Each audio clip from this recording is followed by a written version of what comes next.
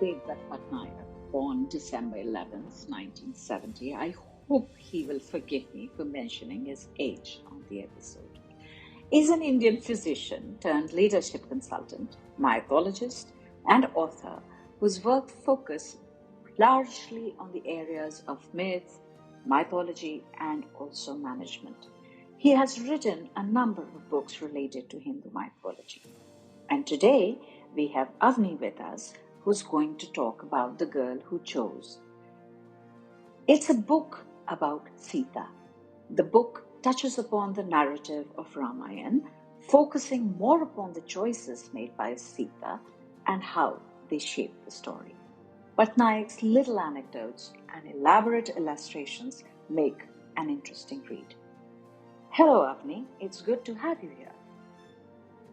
Hi, my name is Avani Jain, and I am an avid reader with a special interest in mythology. I like writing poems and stories. I aspire to be an author soon. I write regularly on Substack at avani.substack.com. Coding and playing basketball is the other aspect of me. When you don't find me in my room reading, I must be either coding or playing basketball. Thank you for giving me the opportunity to be part of this podcast. Wow, you sound like an impressive person, Avni. And now let's talk about the book. It's a simple book with a simple narrative. The illustrations are bold and nice. My takeaway from it has been that we all have choices to make. When we have made some, then accept their consequence with grace. What did you learn from the book? I learned that we have to follow a mixture of rules and desires. We have to follow the rules as long as they don't harm anyone. We also have to go with our choices when we feel that it might help someone. For example, Sita followed the rule of feeding hungry people by offering food to Ravan disguised as a saint, despite being warned by Lakshman to not cross the Lakshman Rekha. On the other hand, Sita defied the rules when she went to the forest with her husband Ram, while the rules stated that she must stay at home while her husband went to the forest.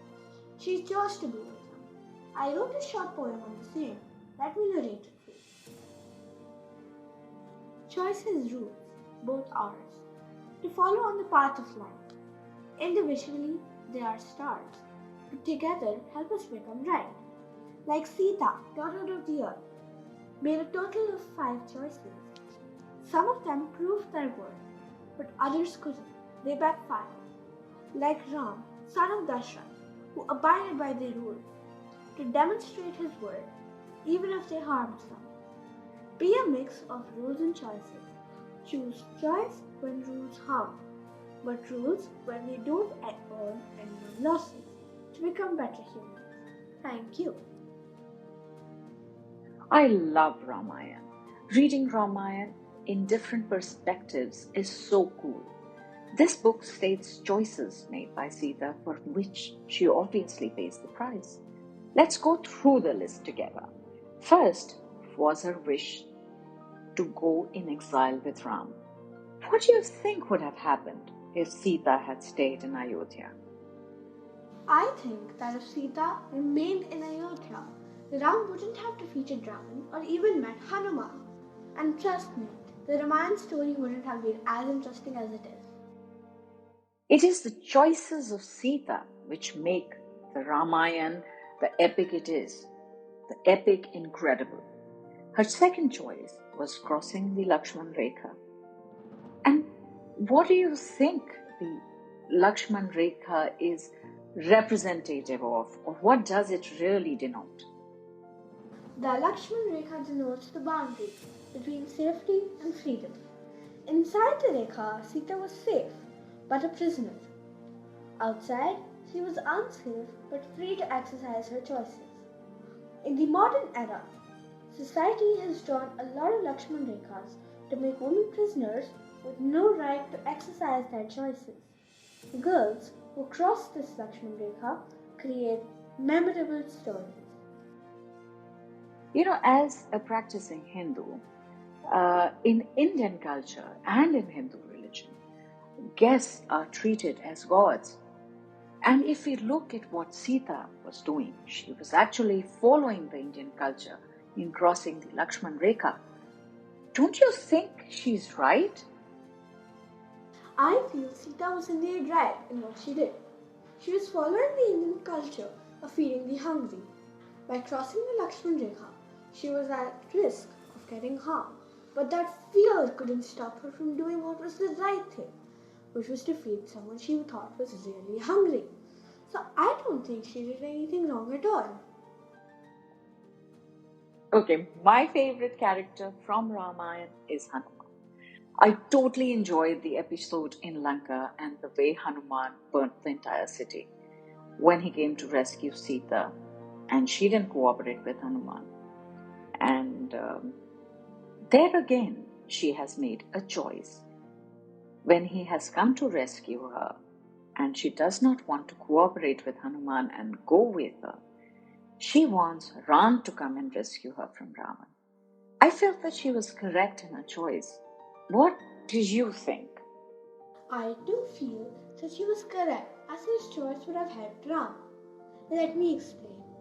In the olden times, reputation mattered a lot to the Sun dynasty. If Hanuman had rescued Sita, it would have been a blemish on Ram's reputation. He would be known as a prince incapable of rescuing his wife. So by not going with Hanuman, she ensured that there was no blemish in the reputation of Ram and the Sun dynasty. It's actually incredible the different kind of retellings that we have to our famous epics nowadays. I think Sudha Murthy has done a brilliant job. Dr. Devdutt Pattnaik, of course, he has done some very nice books. There is Rupa Pai, and it's very, very good to see a different perspective being given to the epics, which is more in line with the modern retellings. Bookbibuli is a wonderful platform for readers like me. I have discovered many really interesting books on the platform. I have also attended a few activities organized by Bookbibuli and it was really fun. I recommend all my friends to check out their website. That's exactly what our objective is with Bookbibuli. Coming back to the book, we come to her fourth choice. Ram asks her not to come to Ayodhya after defeating Ravan. She refuses and she even gives Agni Pariksha. It feels like Sita is the one who gives the twist and turn to the story of Ramayana. And if yes, then which twist did you like the best? She was the one who suffered the most in the entire story. Coming back to the twists, I like how she refused to get rescued by Hanuman. If Hanumanji would have rescued her at that moment, then Ram wouldn't have to defeat Ravana and the story would have ended prematurely. The last choice that Sita makes is possibly no choice at all. Should she choose to stay in a kingdom that did not want her? Or to step out and live in the forest which did not reject her? Do you think she would have enjoyed living in the forest? And if yes, then why? Very well said. The last choice was definitely not a choice at all. It was better to stay in the forest than to stay in a kingdom which sadly didn't want her. And I am sure she would have enjoyed living in the forest. Sita was Mother Nature's daughter. Hence, she must have always felt connected with the nature, and which daughter doesn't like spending time with her mother? Only a mother could have pacified her after the huge blow she suffered. Thank you so much, Avani, for being with us today. Thanks for having me here. I really enjoyed talking to you. So there, the most important lesson of life in simple form, that rules and choices are important in our life. We have to follow the rules and we have to choose. These two things change our life's direction. And honestly, there is not much to add as far as the book is concerned, because Ramayana is by far one of the best known epics in the world. However, I do have the Bookbibuli read record for this particular book. The reading competency required for this book is 3. The book presents the epics in a very lucid language, which is simple enough for young minds to grasp. The elaborate illustrations by the author himself deserve a mention too. You can possibly finish it in a day. Better to read each chapter and give some time for assimilation. The genre is obviously mythology. It will be a natural extension to a reading trajectory which already has Indra finds happiness, Gauri and the talking cow, and Shiva plays dumb charades, all by the same author. This book not only suits kids, the grown-ups who read also get the quick facts of the Ramayana. I recommend everyone to have your hands on this quick and easy read. However, the reading age would be about 7.